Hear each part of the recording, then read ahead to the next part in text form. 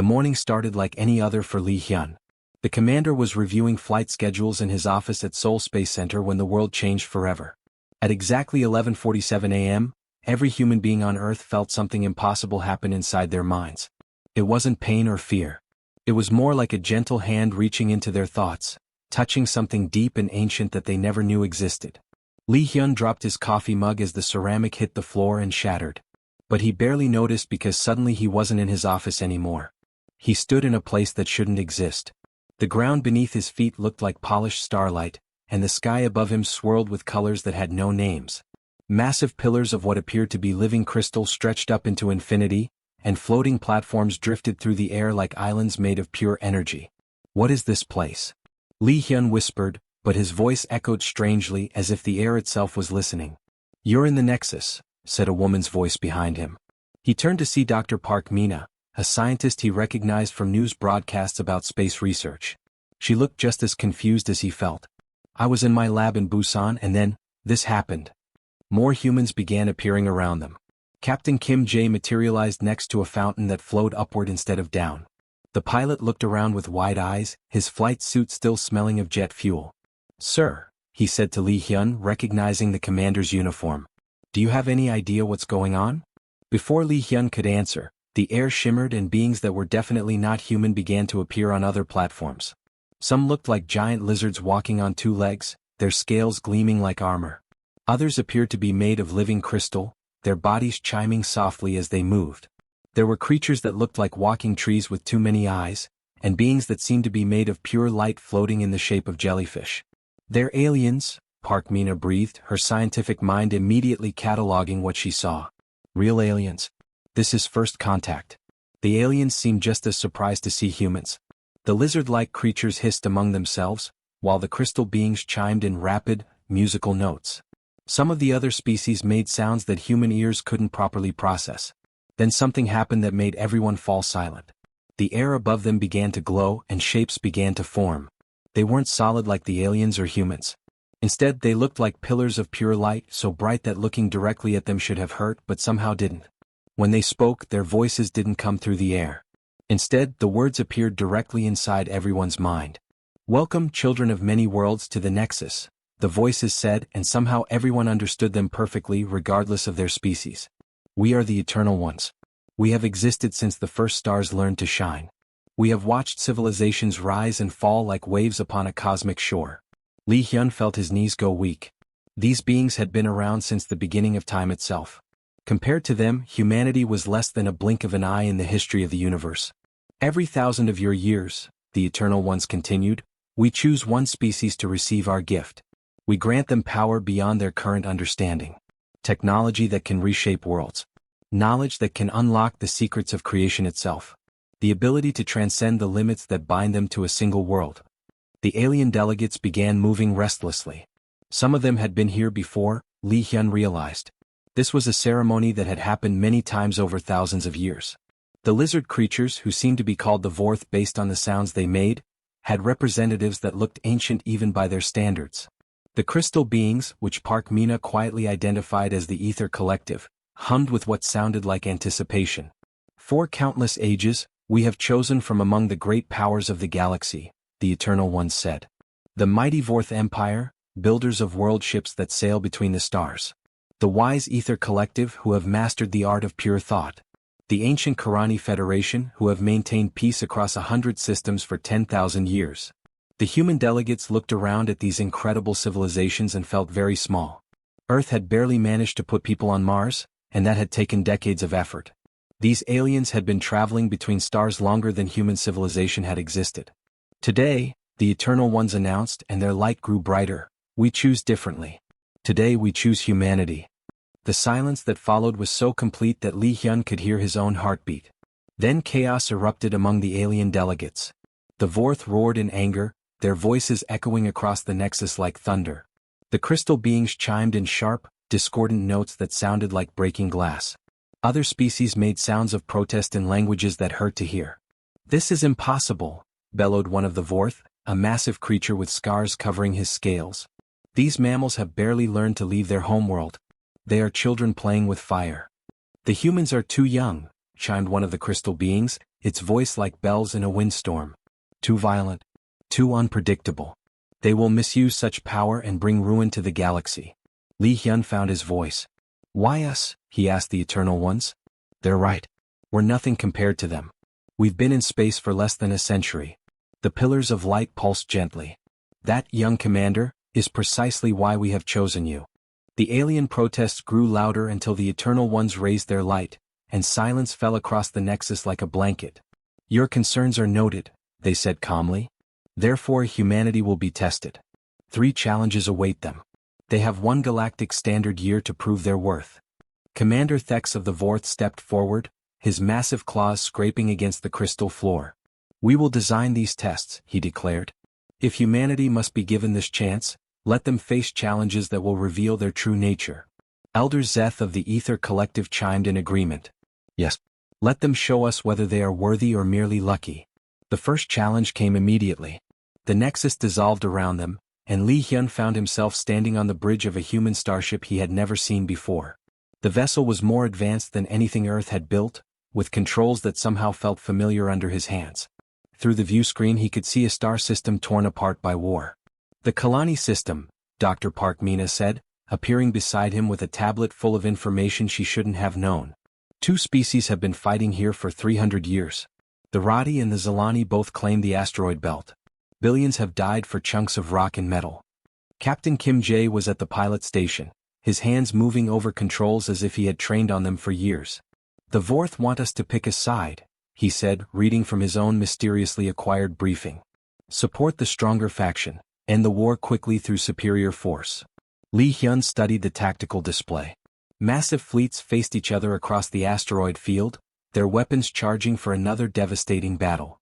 Both sides had called for help, offering alliance treaties to whoever would join their cause. That's not going to work, Park Mina said quietly. Look at this data. Both species originally came from the same world. They're fighting over resources they both need to survive, but neither has enough alone. Li Hyun smiled grimly. Then we don't pick sides. Kim, take us to that dead planet on the edge of the system. Sir? Kim asked, confused. You heard me. The 3rd planet. It's been marked as uninhabitable, but Dr. Park is right. These people are family who forgot their family. Within hours, the human ship was broadcasting to both fleets. This is Commander Li Hyun of Earth. We're not here to join your war. We're here to end it. The response was immediate and angry. Both species demanded to know which side humanity would support. Li Hyun's answer surprised everyone. Neither. We're going to build you a new home instead. The plan seemed impossible. Take the dead world and terraform it using technology from both civilizations working together. The Radi had atmospheric processors. The Zalani had soil regeneration systems. Combined with human determination and some borrowed technology from their mysterious ship, they could create a paradise that both species could share. You're insane, the Radi commander told them. We've been enemies for centuries. We can't just forget that. We're not asking you to forget, Park Mina replied during the negotiations. We're asking you to choose your children's future over your ancestors' anger. It took 6 months, but the impossible happened. The first joint Radi-Zalani city was built on what they named New Kalani. The asteroid mining could continue, but now the resources supported a growing world instead of fueling an endless war. The second test transported them to a plague-stricken world called New Altyra. A disease was spreading that affected multiple species, and the galactic medical community couldn't agree on treatment protocols. The Ether wanted to quarantine everyone. The Vorth suggested controlled population reduction. Other species offered complex political solutions. Captain Kim Jae looked at the reports and shook his head. While they're debating, people are dying. Then we don't debate, Li Hyun decided. We act. The human team split up and went directly to the affected areas. They didn't wait for permission or proper procedures. Park Mina worked alongside local doctors, sharing medical knowledge and learning from alien physiology. Kim flew supply runs to isolated communities that other species had written off as too dangerous to reach. You're contaminating the quarantine zones, the Ether representatives protested. Good, Park Mina replied, not looking up from the patient she was treating. That means we're actually helping people instead of just protecting ourselves. The humans didn't cure the plague through superior technology. They ended it through simple human stubbornness and the refusal to abandon anyone. When the crisis was over, They had saved millions of lives and taught dozens of species new ways to work together during emergencies. The third test seemed designed to make humanity fail completely. They were sent to defend the Harmony Worlds, a group of peaceful planets that had never known war, from a massive pirate fleet. The catch was clear: they couldn't use lethal force. How are we supposed to fight without weapons? Kim asked, staring at the approaching armada. Lee Hyun studied the enemy fleet composition and started laughing. We're not going to fight them, Kim. We're going to recruit them. The battle was unlike anything the galaxy had ever seen. Instead of destroying pirate ships, the humans disabled them with careful precision. Instead of killing pirates, they offered them something better: honest work, full pardons, and a chance to help build the worlds they had been planning to raid. You're pirates, Lee Hyun told the captured enemy commander. That means you're good at logistics, organization, and getting things done in difficult conditions. The Harmony Worlds need that kind of expertise for their expansion projects. By the end of the battle, half the pirate fleet had switched sides. The rest fled, but not before several more ships quietly transmitted requests for information about the human employment program. The alien observers watched in growing amazement and concern as humanity passed each impossible test through methods no one had anticipated. They weren't just succeeding through strength or intelligence. They were succeeding by refusing to accept that any problem was truly impossible to solve. The Eternal Ones gathered the human delegates back to the Nexus as their year of testing concluded. Around them, the alien representatives stood in uncomfortable silence. Every challenge designed to prove humanity's unworthiness had been passed in ways no one had expected. You have exceeded our expectations, the Eternal Ones announced, their light pulsing with what seemed like approval. You solved problems through cooperation rather than domination. You chose healing over destruction. You saw enemies as future friends. Commander Thex of the Vorth snarled, his scales rattling with frustration. They broke every rule of proper warfare and diplomacy. Exactly, the Eternal Ones replied. Now we grant humanity our gift. The cosmic energy that surrounded Lee Hyun felt warm, like sunlight on his skin after a long winter. But it was more than that. Suddenly, he could sense something vast and incredible connecting him to every human being alive. It was like hearing a song that had always been playing but he had been deaf to until now. We call this the Unity Protocol, the Eternal Ones explained as the energy settled into the human delegates. When your people face great challenges or seek to help others, you can share your knowledge, your skills, and your strength across your entire species. But remember this warning: the gift only responds to selfless acts. Use it for personal gain or conquest, and it will abandon you forever. Dr. Park Mina was the first to truly experience what this meant. 3 weeks after returning to Earth, she was working on a quantum physics problem that had puzzled scientists for decades. The mathematics seemed impossible, requiring insights from dozens of different fields that no single person could master. Then something amazing happened. As she focused on wanting to solve the problem to help advance space travel for everyone, she suddenly felt her mind expand.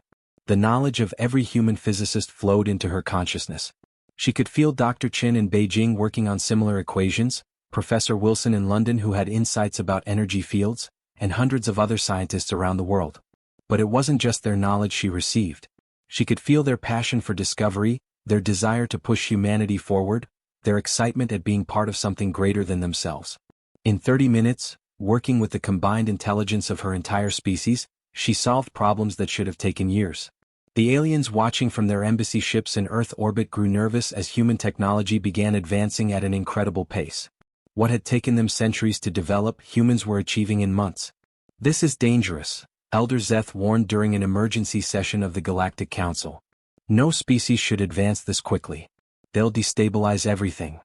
But Captain Kim Jae discovered something even more important during a rescue mission on a failing space station. The structure was home to several alien species, and a reactor failure was threatening everyone aboard. As Kim coordinated the evacuation, something unexpected happened.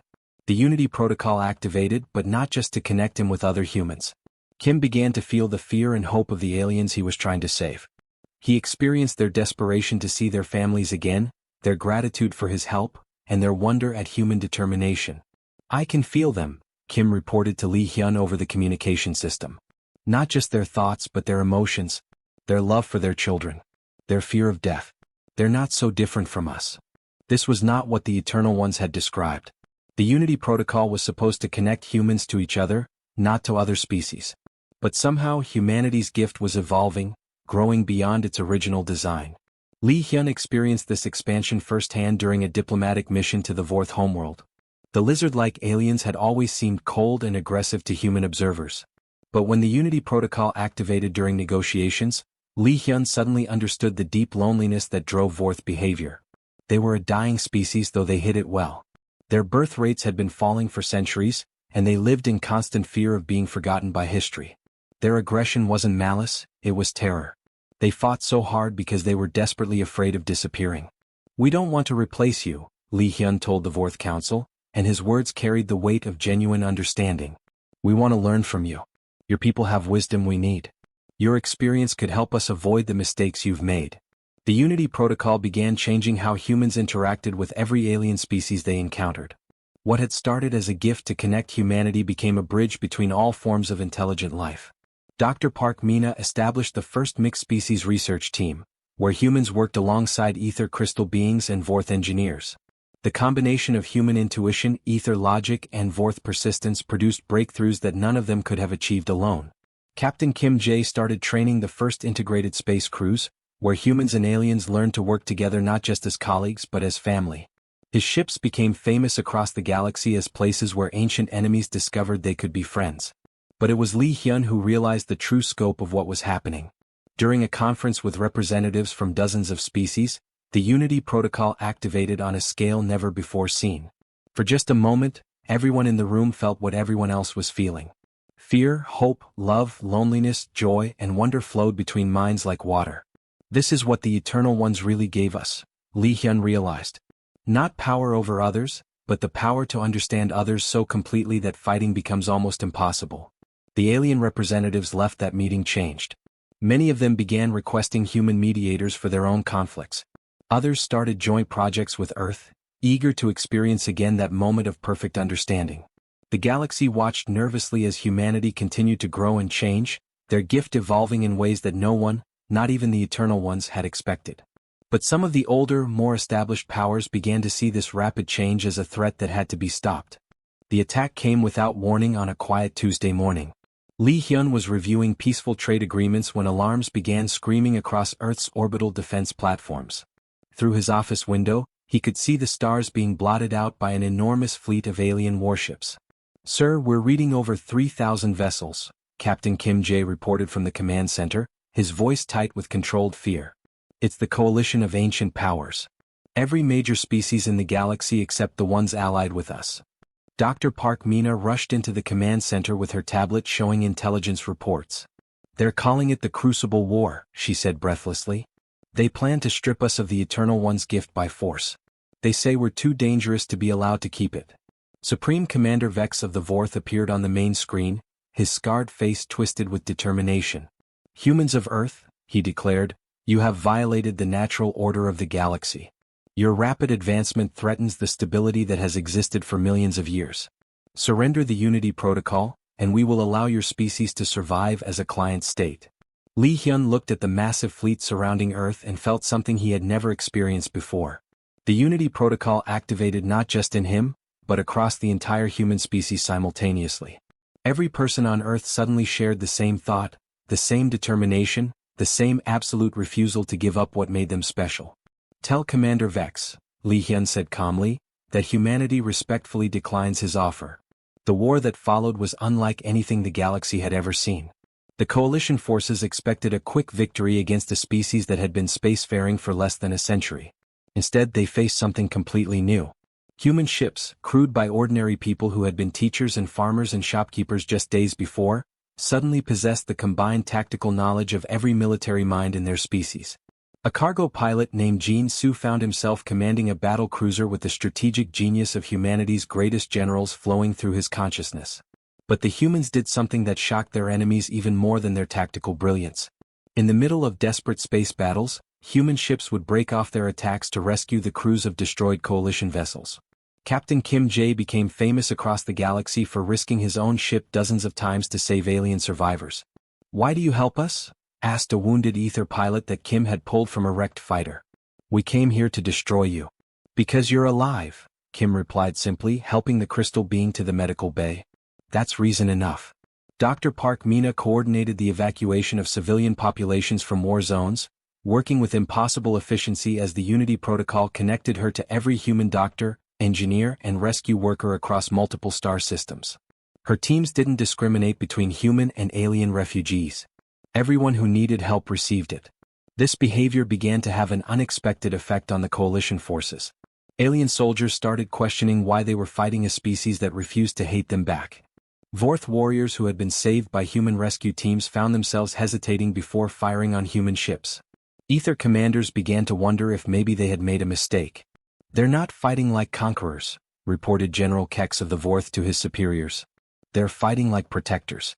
Even when they defeat our ships, they try to save our crews." The turning point came during the Battle of New Harmony. The coalition had surrounded 3 peaceful worlds that were home to billions of aliens who had allied with humanity.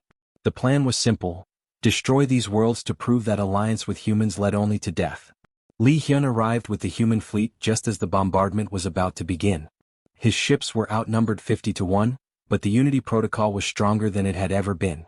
Every human in the galaxy was connected to this moment, sharing their strength and their determination to protect innocent life. "All coalition forces, this is Admiral Li Hyun," he broadcast on all frequencies. "You want to hurt civilians to make a point?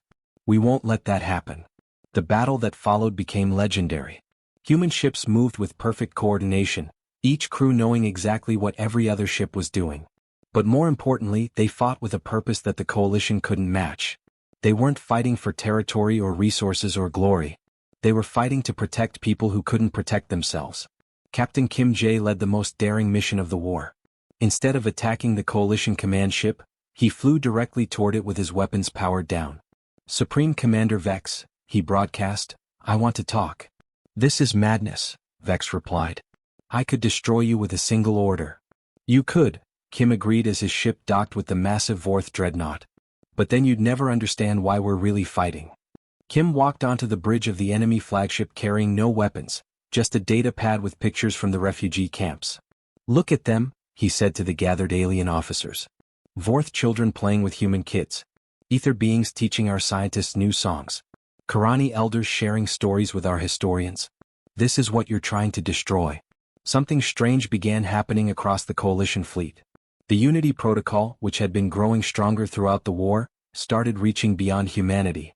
Alien crew members began to feel echoes of human emotion. The overwhelming desire to protect rather than destroy. The stubborn refusal to give up on anyone, even enemies. "Stand down your weapons," came a transmission from one of the Vorth destroyers. "We can't fire on refugees."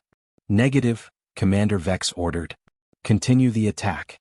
But more ships began refusing orders. The coalition fleet, held together by discipline and fear, started falling apart as individual commanders chose compassion over conquest.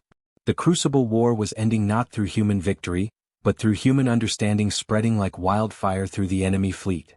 The final battle should have ended with Earth's destruction. Supreme Commander Vex, watching his fleet fall apart as more ships refused to fight, made a desperate decision. If he couldn't strip humanity of their gift through conventional war, he would eliminate them entirely. "All loyal vessels, target Earth directly," he ordered the remaining ships that still followed him. "We will destroy the source of this contamination before it spreads further." Li Hyun watched in horror as massive planet-killer weapons began charging. Even with all of humanity's newfound abilities, they couldn't stop weapons designed to crack worlds in half. The Unity protocol had connected every human mind, but it wouldn't matter if there was no Earth left to protect. Then something unprecedented happened. The Unity protocol didn't just connect humans to each other anymore. It expanded outward like a wave of pure understanding, reaching every conscious mind within light years of Earth. For the first time in galactic history, billions of beings from dozens of different species felt what it was like to be someone else completely. Captain Kim Jae was in the middle of evacuating alien civilians when the expansion hit. Suddenly, he wasn't just feeling the fear and hope of the refugees around him. He was experiencing their memories, their dreams, their love for families they might never see again. A Vorth child grabbed his hand, and Kim felt the little one's confusion about why the adults were fighting. An elderly ether being touched his shoulder, and Kim experienced centuries of wisdom and sadness at seeing another war begin. Dr. Park Mina was in her laboratory trying to develop better shields when the wave reached her. The Unity protocol connected her not just to human scientists, but to researchers from every species. She felt the curiosity of ether crystal beings who studied pure mathematics for the joy of discovery. She experienced the patient determination of Karani biologists who had spent lifetimes nurturing new forms of life. She understood the fierce pride of Vorth engineers who built ships to last forever. But it was the effect on the coalition fleet that changed everything. Soldiers who had been ready to destroy Earth suddenly found themselves experiencing human emotions directly. They felt the love human parents had for their children. They experienced the wonder humans felt when discovering something new about the universe. They understood the deep sadness humans carried when forced to fight people they would rather call friends. "Sir, I can't do it," reported the weapons officer on Vex's flagship. The young Vorth was staring at his controls with tears in his large eyes. "I can feel them down there.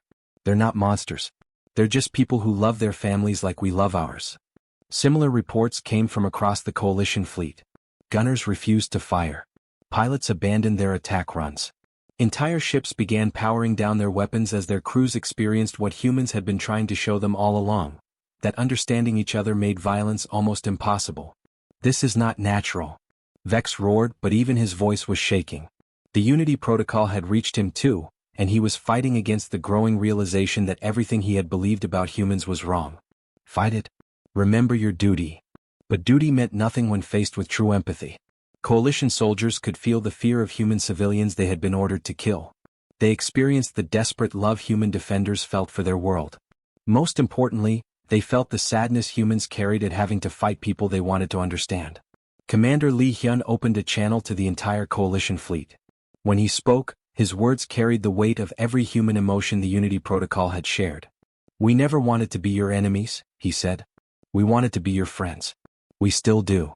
The coalition fleet hung motionless in space as thousands of alien commanders struggled with feelings they had never experienced before. Some of the ships began moving away from Earth. Others powered down their weapons entirely. A few brave captains even sent messages requesting permission to help with refugee evacuations. Supreme Commander Vex made one last attempt to complete his mission. His personal dreadnought began charging its main weapon, aimed directly at Earth's largest city. But as the weapon prepared to fire, something amazing happened. The crew of his own ship stopped him. Vorth soldiers he had commanded for decades gently but firmly removed him from the bridge.